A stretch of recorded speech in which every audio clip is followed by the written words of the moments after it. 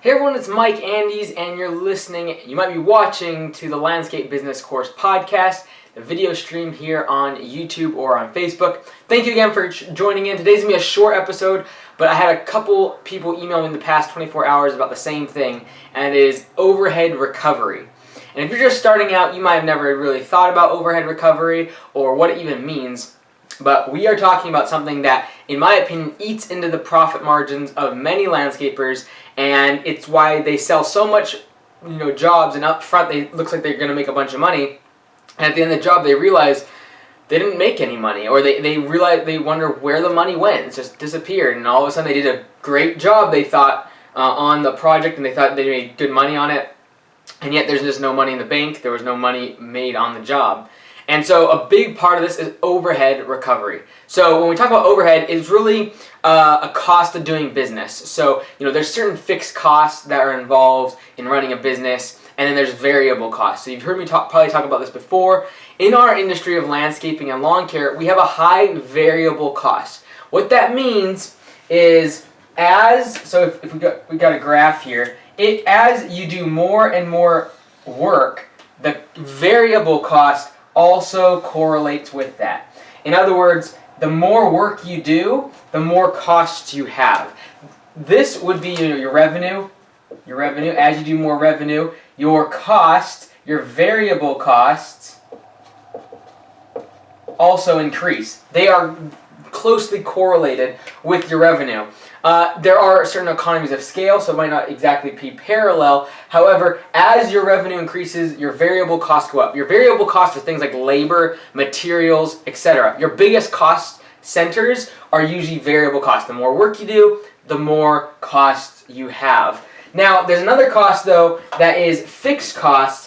And these are things that, regardless of whether or not you sell $1 million this month or $10 this month, you're going to have a certain level of fixed costs. Okay, so these are fixed costs right here. Fixed cost.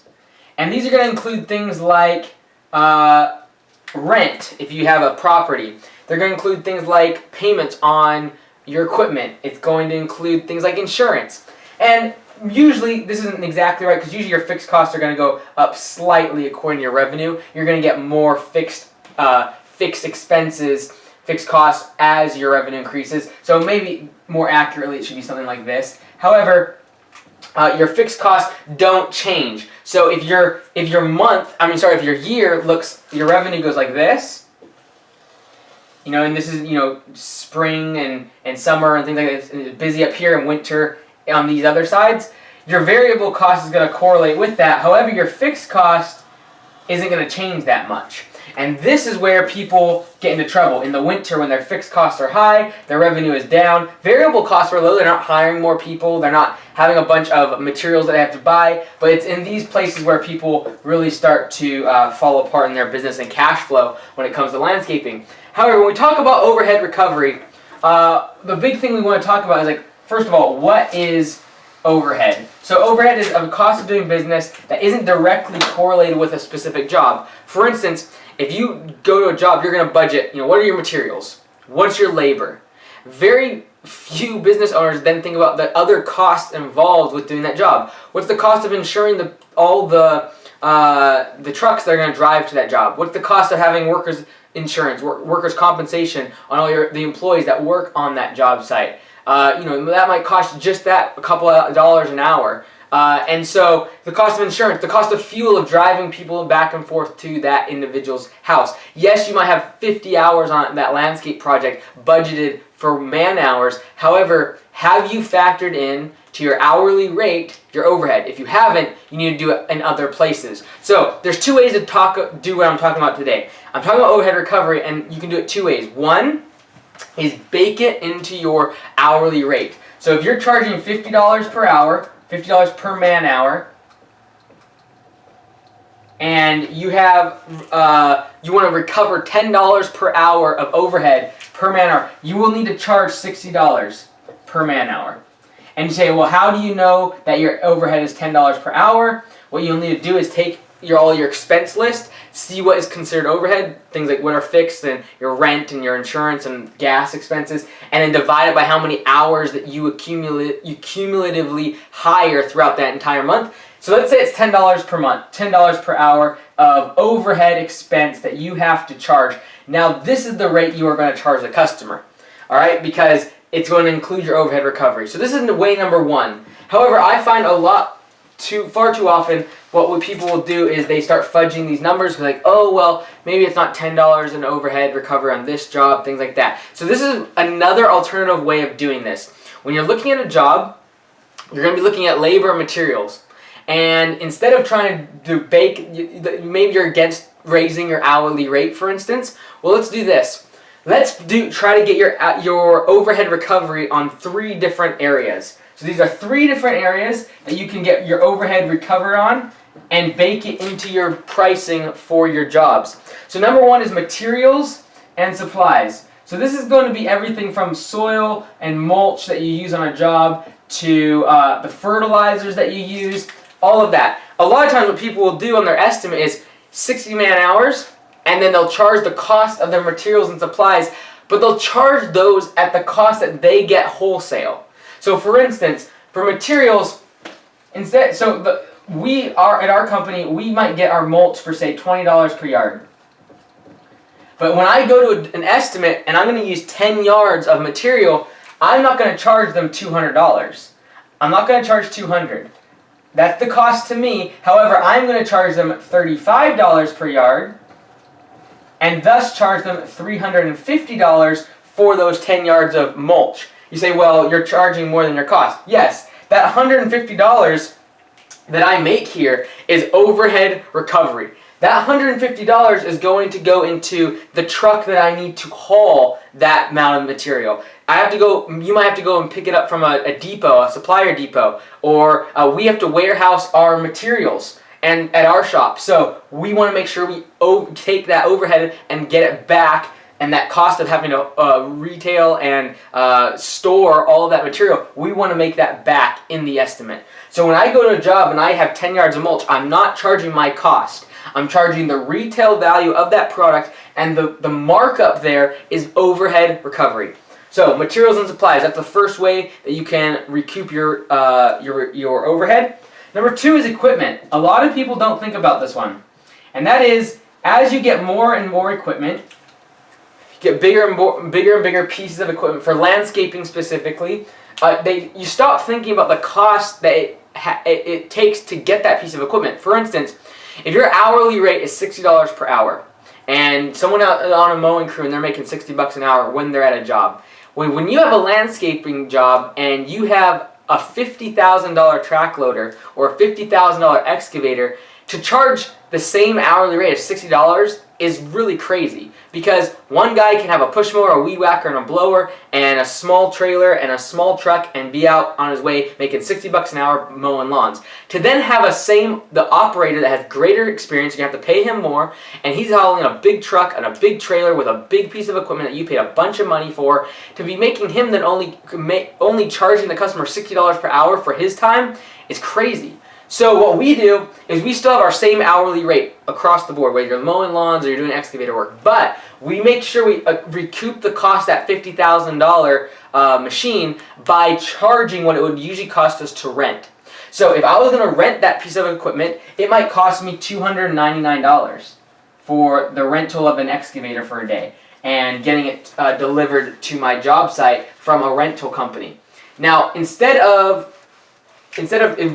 raising my hourly rate and making it more complicated, I'm just going to charge $299 per day when I am using that piece of equipment on a job site. So what we do is, in our pricing list, for our estimators, all they need to do is put how many days we need each piece of equipment. That can be everything from an aerator to a sod cutter to an excavator to a track loader, a skid steer, whatever piece of equipment that we're using that's bigger than just a regular mowing crew or just hand tools. We are going to make sure that we are recharging for that. Even though we bought it, even though there's no direct cost to us, we don't have to pay $300 for that track loader to be there. We paid it, there's no debt on it, it's free and clear. However, we will still charge that $299 as if we were going to rent that piece of equipment.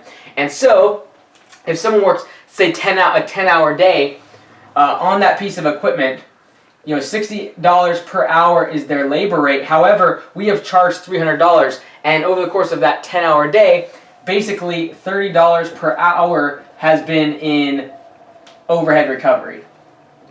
All right, so at the end of the day, the customer is really getting charged $90 per hour, which is much more accurate for an equipment operator on a very expensive piece of equipment with a big truck, trailer. Like, these are costs you have to figure, because a lot of people will do this. Well, great, I have an excavator, I have a track loader, I can just charge my $60 per hour and beat everyone else's prices and everything is fine and good. However, they forget that they're going to have to pay someone $25 per hour for labor. They're going to have to charge an additional, let's say, $5 per hour for fuel and insurance. Then they're going to have to pay an average of $5 per hour for a truck, getting that truck. And then they got a trailer, the massive trailer, the equipment hauler. It might cost you $7-8 grand. When are you going to recoup that money? Then the piece of equipment that they got a loan on, that's going to be an additional $20 an hour in cost to your. These are real costs that people don't figure in, and then they look back and they, well, I was charging $60 an hour. Isn't that enough? Yes, it is, but you weren't taking into account of all the overhead in equipment that you bought. And so, whether it be sod cutters, or rollers, or whatever we are using, heavy pieces of equipment, we are going to make sure that our estimators figure that in by having how many days we're going to need that piece of equipment, and if we own it, we still charge the cost that we would otherwise have to rent that piece of equipment for. The third way that you can recoup your overhead is through debris charges. So this is not going to work on mowing estimates. This is not going to work. You don't want to charge people extra to bag their clippings based upon how much they get. That being said, you should charge more if you're bagging clippings. So we give people option, if they don't want to bag their clippings, they get to go down one pay category in our pricing matrix, which is like $5 or $10. So they save money if they don't haul away debris, and that's one way that we kind of figure that into our mowing. It takes longer to bag the clippings and things. However, when it comes to landscaping jobs, leaf cleanups, trimming trees, so many people do this again. They will charge their hourly rate, and they say, oh, well, it's just, all it is labor. It's very simple. I don't need equipment. It's very simple. If I am going to have 24 hours, 3 guys there for 8 hours, I'm going to charge 24 hours times my hourly rate, and that's fine and good. All labor. But they forget that there's 20 yards of debris that they're going to chop up from trees and leaves and all that junk. Now you might say, well, that's easy. I'm just going to take it back to my shop and I just burn it there. Well, the time it's going to take you to burn it is another cost, another overhead cost. That person, whether burning that for a day and you have a big burn day every couple months, or maybe you just bury it, maybe you just dump it at your shop, that's still adding value to the client, and you can charge for the debris. So another way you can take care of your overhead costs is charge for the debris. So what we do is we have different costs. For instance, $99, $199, different costs that are based upon how much debris we are going to accumulate. Is it just going to fit in the back of a pickup? If so, that's going to be $99. It's going to they can fill that up as much as they want. It might be sticks and branches and leaves and weeds or dirt, whatever it is. That's the price. We will bring it to our shop. We will then move it to the dump later on once it gets larger. So like the handling of those materials, moving that material is all overhead costs. You're not at the job site. You're not making money. So you got to figure that in. From maybe 10-yard dump trailer or a 10-yard dump truck that you have is going to be $199. And you can figure out different sizes or things like that. But keep it simple, because now when an estimator goes to a job site, this is how they should be doing it. It's very simple when it comes to estimating. You got materials, and then you have your labor costs, so your hours, how many hours are you at a job? And a lot of people forget the last one, which we're going to call overhead recovery. All right? However, what we are going to do is really just bake that overhead recovery into our equipment costs per day, into our materials. So for instance, when this estimator goes out to an estimate, he says, okay, I need 10 yards of gravel, and I need 2 yards of bark, and I need, let's say, 20 pounds of lime. All right. Then you got your hours. All right. So let's say this job is going to take 2 guys an entire day. So let's say charge them 16 hours of labor. And then over here, we are going to need a track loader for the entire day. And we're going to do it all in one day. 16 hours, 2 guys, 1 day. So over here, we're going to charge for our equipment, and this is going to be 1 day track loader. All right. Then what's going to happen is the estimator is going to take this. They're going to look at your price matrix, which you should have standardized pricing, especially if you're in the course. You know exactly what this is all about. You need to have standardized pricing. Then at the office, they're going to take this. The office or the estimator, they're going to be, okay, 20 pounds of lime. That is going to be, let's charge $3 per pound.